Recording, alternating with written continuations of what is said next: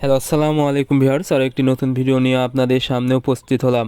আজকের ভিডিওতে মূলত আমি আলোচনা করব ডিম দেওয়া মুরগির প্যারালাইসিস রোগ হওয়ার কারণ কী এবং এই রোগের চিকিৎসা কী। আপনারা যারা মুরগি পালন করে থাকেন এবং শখ করে বাসা বাড়িতে ডিম দেওয়া মুরগি পালন করে থাকেন, অনেক সময় দেখা যায় ডিম দেওয়া মুরগি ডিম দেওয়া অবস্থায় হঠাৎ করে কিন্তু প্যারালাইসিস হয়ে যায়, অর্থাৎ হাঁটতে পারে না বা পা বাঁকা হয়ে যায়, মুরগি সঠিকভাবে খেতে পারে না। এর জন্য আপনারা কি করবেন, সর্বপ্রথম বুঝতে হবে আসলে এই মুরগির প্যারালাইসিস হওয়ার কারণ কি। অনেক সময় দেখা যায় মুরগির যদি রানীক্ষেত রোগ হয়ে যায় তখন কিন্তু এই প্যারালাইসিস হয়ে যায়, পা অবেশ হয়ে যায়, অর্থাৎ একদম সঠিকভাবে হাঁটতে পারে না। সেক্ষেত্রে অবশ্যই আপনাদেরকে রানীক্ষেতের চিকিৎসা করতে হবে। তবে এর সাথে আরও কিছু লক্ষণ প্রকাশ পাবে, যেমন হচ্ছে মুরগি পানির মতো পায়খানা করবে এবং অনেক সময় দেখা যাবে ঘাড় বাঁকা হয়ে যাবে।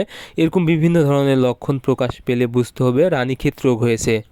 সেক্ষেত্রে আপনাদেরকে অবশ্যই জেন্টাব্যাক 1 গ্রাম 2 লিটার পানিতে ব্যবহার করতে হবে, সাথে নিওমাইসিন সালফেট 1 গ্রাম 1 লিটার পানিতে ব্যবহার করতে হবে।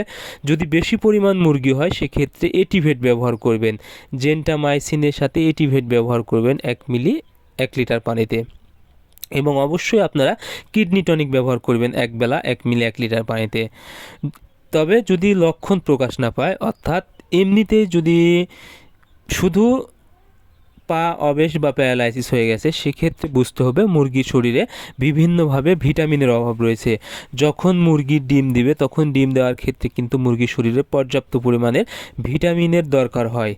যেমন মুরগির ডিম উৎপাদনে কিন্তু ভিটামিন এডির দরকার হয়, ডিমের খোসা তৈরিতে কিন্তু পর্যাপ্ত পরিমাণ ক্যালসিয়ামের অভাব হয়।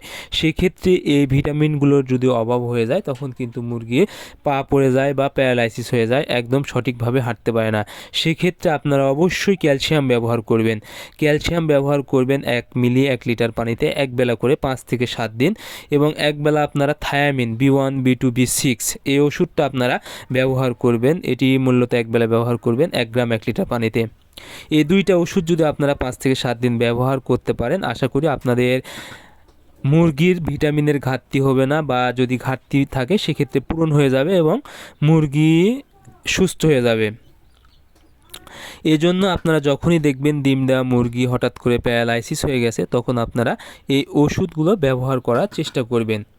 আর অবশ্যই যখন মুরগি ডিম দেওয়া অবস্থায় থাকবে তখন আপনারা নিয়মিত 1 মাস পর পর ভিটামিন এডি, ক্যালসিয়াম, জিঙ্ক, ইসেল এই জাতীয় ওষুধ যদি ব্যবহার করেন, আশা করি আপনাদের মুরগির এই সমস্যা, অর্থাৎ পা পড়া বা পা প্যারালাইসিস হওয়ার সমস্যা একদম হবে না এবং দীর্ঘদিন পর্যন্ত আপনারা মুরগি থেকে কিন্তু ডিম নিতে পারবেন।